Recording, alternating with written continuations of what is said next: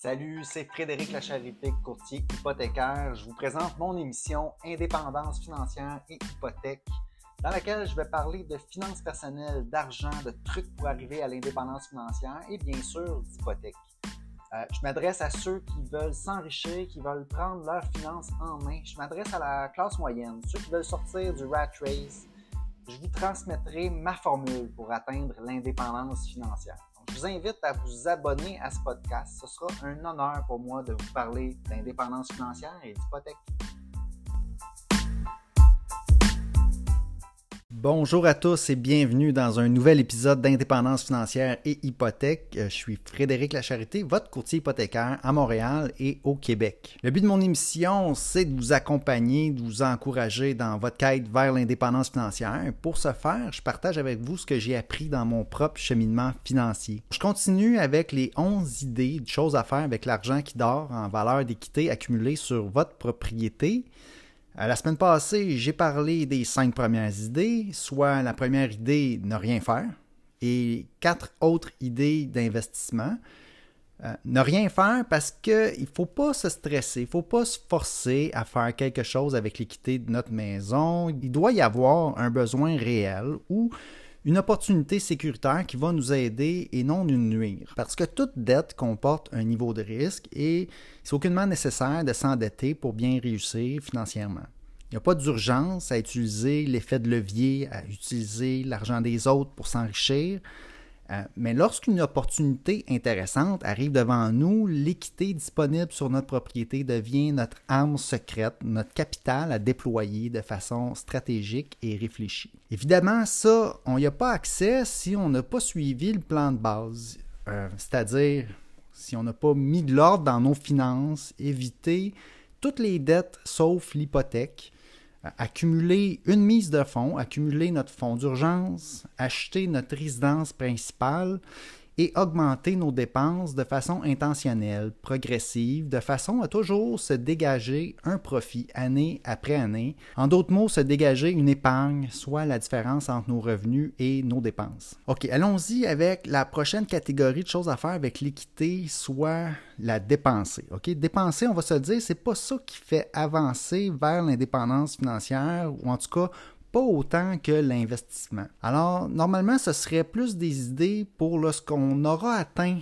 l'indépendance financière ou lorsqu'on sera rendu un peu plus loin dans notre cheminement. Sinon, parfois, c'est correct de faire un pas en arrière pour ensuite faire 2 pas en avant. Alors, la catégorie des idées de dépenses, ici, j'ai 4 idées, OK, qui entrent dans cette catégorie-là. Les idées sont mettre de l'ordre dans ses finances, donc la consolidation de dette.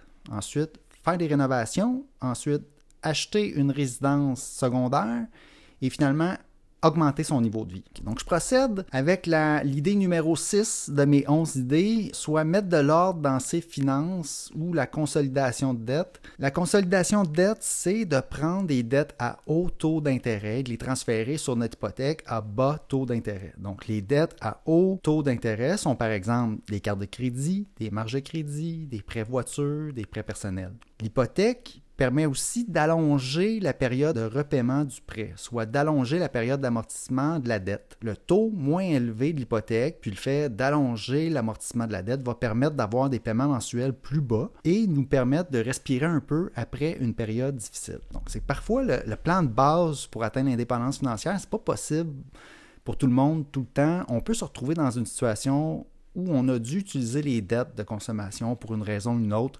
Exemple, la toiture devait être réparée, puis on n'avait pas le fonds d'urgence en place pour payer la réparation. Ou bien on s'est retrouvé dans une mauvaise situation suite à une perte d'emploi, une maladie ou une séparation, puis on a dû réagir rapidement, s'endetter aux dépens de notre situation financière. Dans ces cas-là, on se retrouve donc à l'étape 1 ou 2 des Baby Steps de Dave Ramsey. Vous irez voir l'épisode numéro 32, je parle des étapes de Dave Ramsey. On se retrouve dans l'endettement. Donc, notre premier réflexe, avant même de considérer la consolidation de dette, ce serait de se faire un plan pour sortir de l'endettement, d'utiliser la méthode boule de neige, comme Dave Ramsey enseigne. Donc, c'est-à-dire rembourser les dettes une à une, en commençant par la plus petite, puis en descendant jusqu'à la plus grande dette. Lorsqu'on a ce type de dette, on devrait mettre un effort intentionnel. Donc, à cette étape-là du processus, on devrait serrer la ceinture quand on est endetté. On devrait sentir une urgence. Donc, avoir l'intensité d'une gazelle qui se sauve du lion. Le lion, c'est la dette. Pour arriver le plus rapidement possible à l'étape numéro 3, où est-ce qu'on n'a plus de dette, excepté notre hypothèque. Puis là, on commence à regarder notre fonds d'urgence, puis là, on peut respirer un peu, puis retourner à un rythme de dépenses plus normal. Mais si on n'a pas les liquidités, sortir de l'endettement sera peut-être difficile. On peut, en dernier recours, opter pour transférer les dettes vers notre hypothèque. Donc ça, c'est la consolidation.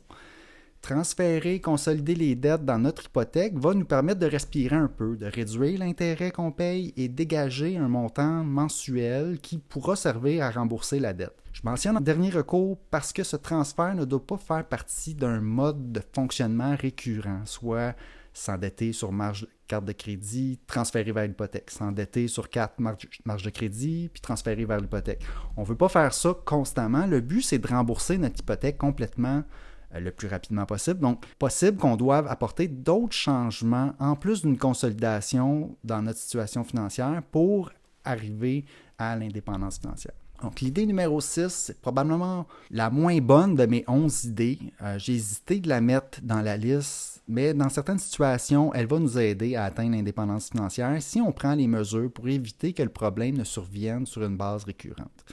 Sinon, c'est moins intéressant, donc en dernier recours seulement. Je continue avec l'idée numéro 7 qui est de faire des rénovations.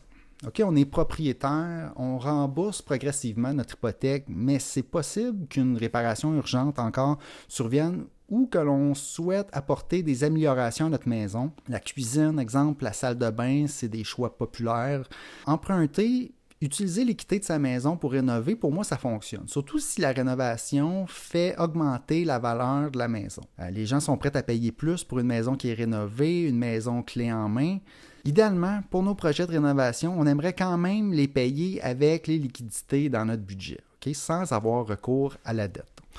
Donc, si on n'a pas recours à la dette, on utilise alors un mécanisme naturel de contrôle des dépenses parce qu'on est limité par l'argent qu'on a épargné. L'argent emprunté, c'est plus facile à dépenser que de l'argent épargné. C'est un phénomène psychologique avec notre argent. C'est le même principe lorsqu'on paye avec sa carte de débit versus lorsqu'on paye avec notre carte de crédit. Avec la carte de crédit, on a un peu moins l'impression que c'est notre argent versus lorsqu'on prend l'argent directement dans notre compte de banque. Puis c'est ça qui est traître parce qu'en réalité, lorsqu'on paye avec carte de crédit ou qu'on paye avec notre compte de banque, c'est le même argent. Il ne faut pas l'oublier, ça fait diminuer notre valeur nette du même montant. En faisant des rénovations avec l'argent épargné, on va bien sentir chaque dépense, comme je disais, parce que c'est un mécanisme de contrôle naturel de nos rénovations.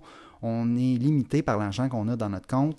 Tandis qu'avec l'argent emprunté, j'irais donc beaucoup plus loin dans la planification des rénovations en faisant un budget détaillé et réaliste des coûts. Okay?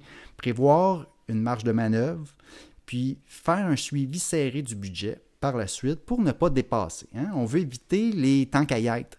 J'irais aussi m'assurer que la valeur des rénovations va se refléter dans la valeur de la propriété. Il faut tenir compte du quartier où vous habitez. Les valeurs des propriétés se vérifient avec les comparants. Vous ne voulez pas être la maison qui est 2 coches plus luxueuse que les autres maisons du quartier. Si c'est le cas, vous allez avoir de la difficulté à récupérer votre coût de rénovation. Donc, si on n'a pas atteint l'indépendance financière, l'idée numéro 7 d'emprunter pour des rénovations va nous faire reculer un peu. Okay? Mais si le coût des rénovations se reflète dans la valeur de notre propriété, c'est pas si pire. Okay? Il y a d'autres situations qui fonctionnent si on a atteint l'âge de la retraite, par exemple, qu'on est bien dans notre maison, qu'on ne veut pas vendre, déménager, puis qu'une grande partie de notre patrimoine se retrouve dans notre propriété. Quelqu'un pourrait décider de payer ses rénovations avec l'équité de la maison. Il y a même des solutions intéressantes où la personne n'aura pas de paiement hypothécaire à faire en dépassant un certain âge. Pensez-y, si vos parents, par exemple, sont dans cette situation-là, que leur maison est due pour des rénovations, ils ont probablement les moyens d'améliorer la maison avec l'équité accumulée sur leur maison. Puis, ça serait une bonne chose pour eux peut-être d'en profiter. Idée numéro 8, acheter une résidence secondaire. Okay, ici, l'idée de la résidence secondaire, ça serait pour quelqu'un qui a déjà atteint l'indépendance financière, okay, qui a déjà ses revenus passifs, mais qui n'a pas nécessairement les liquidités pour acheter une deuxième résidence, une résidence secondaire, un chalet. Typiquement, c'est quelqu'un qui aurait une bonne pension de retraite. On va combiner ça avec une hypothèque normale si les revenus passifs peuvent couvrir le paiement ou peut-être une hypothèque inversée si on a atteint encore là un certain âge. On prend la mise de fonds sur la résidence principale, puis on achète la résidence secondaire cash ou avec une petite hypothèque. Rendu là, l'idée, c'est de profiter des fruits de notre travail, profiter de ce qu'on a accumulé. Une résidence secondaire, c'est une dépense, oui, mais c'est quand même de l'immobilier. Ça va conserver et même augmenter en valeur avec le temps. On emprunte contre de l'immobilier pour acheter de l'immobilier, donc ça fait du sens. Une résidence secondaire va probablement profiter aussi aux membres de votre famille. C'est une belle façon d'utiliser l'équité de sa propriété. Okay? Donc ça, c'était l'idée numéro 8. Idée numéro 9, augmenter son train de vie. Okay? Ici, je parle de sortir de l'équité de sa maison pour faire un revenu supplémentaire à la retraite. Le cas typique ici, ça va être quelqu'un qui a de faibles revenus à la retraite, mais qui a une maison payée avec une belle valeur. Le premier réflexe pourrait être de vendre pour profiter de cette belle valeur, mais c'est pas tout le monde qui veut déménager dans plus petit ou passer de propriétaire à locataire. L'hypothèque nous permet de sortir un montant de son équité et de transformer ce montant en rente pour augmenter notre revenu à la retraite.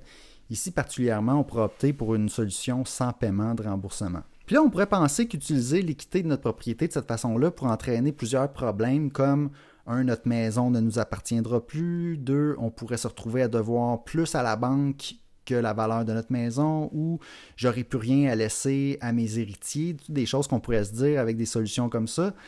Toutes ces peurs-là sont non fondées en fait parce qu'on reste propriétaire de la propriété. On peut la vendre quand on veut. Le prêteur garantit que le prêt ne peut pas dépasser la valeur de la propriété. Donc, il n'y a pas à s'en faire de ce côté-là. Puis ensuite, c'est faux qu'il n'y aura plus rien à laisser à vos héritiers. Dans pratiquement tous les cas, il va rester un beau montant pour vos héritiers à votre décès. La raison, c'est que le prêteur ne va prêter qu'au maximum 50-60% de la valeur de la propriété, que la valeur de la propriété va continuer d'augmenter avec les années. Encore une fois, si vous voyez vos parents dans une situation similaire, pensez-y, l'équité de leur maison, c'est leur argent, ils ont travaillé fort toute leur vie pour la gagner. Pourquoi pas l'utiliser et en profiter pleinement? Personnellement, je souhaite à mes parents de profiter pleinement de leur travail. Je leur souhaite qu'il en reste 0 à leur décès. Arriver à 0 décès, pour moi, c'est un objectif très noble en planification financière personnelle. Ça veut dire qu'on aura bien planifié nos finances. Parlant d'héritage, OK, il reste mes 2 dernières idées de quoi faire avec l'équité de notre propriété. On entre dans la 3e et dernière catégorie qui est de le donner. Donc, les 2 dernières idées. Idée numéro 10, alors sortir de l'équité de notre maison pour aider les enfants ou les petits-enfants avec une mise de fonds sur leur propriété pour les aider à accéder à la propriété. On ne se cachera pas que l'accès à la propriété, c'est difficile aujourd'hui. C'est plus difficile aujourd'hui que ça l'était avant. Si vous êtes familier avec le Property Ladder en anglais ou l'échelle de la propriété, qui compare les différentes maisons qu'on peut s'acheter dans une vie. La première marche de l'échelle, on s'achète un petit condo, une petite maison. 2e marche, on upgrade pour une maison un peu plus grande. 3e marche, on ajoute peut-être un chalet ou un manoir, dépendamment de vos ambitions. Bien, aujourd'hui, la première marche de l'échelle de la propriété pour accéder à la propriété est plus haute que par le passé. La première marche est plus haute. Une fois qu'on est sur l'échelle, par contre, notre première propriété augmente en valeur, puis c'est plus facile de passer à la 2e marche de l'échelle, etc. Donc, donner un coup de pouce à nos enfants ou nos petits-enfants pour monter cette première marche-là, pour accéder à la première marche de l'échelle en donnant une partie de la mise de fonds est pratique courante aujourd'hui. Okay? Un bon pourcentage des premiers acheteurs ont recours à l'aide des parents.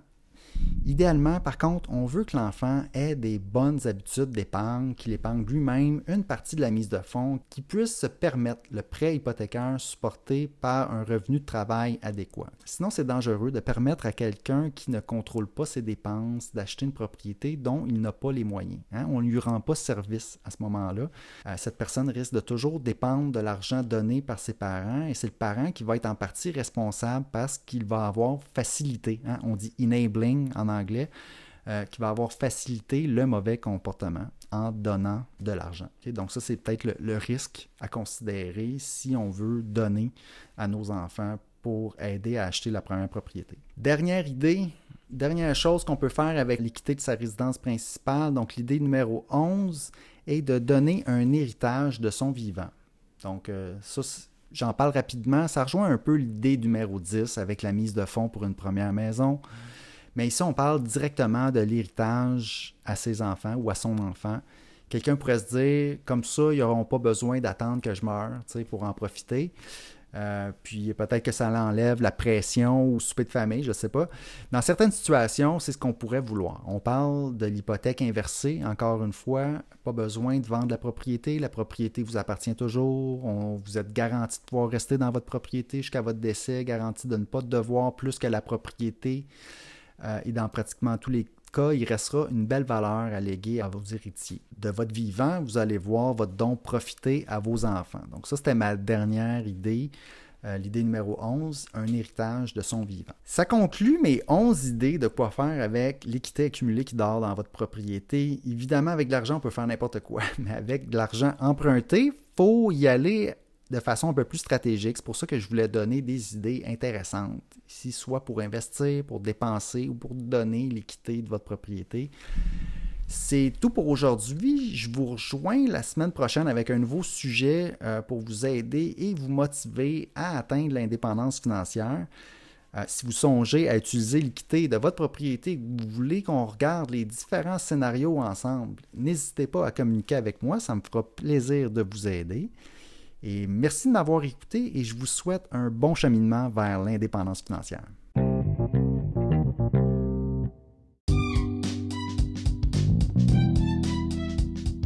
Alors, si vous avez apprécié l'émission, je vous invite à vous abonner.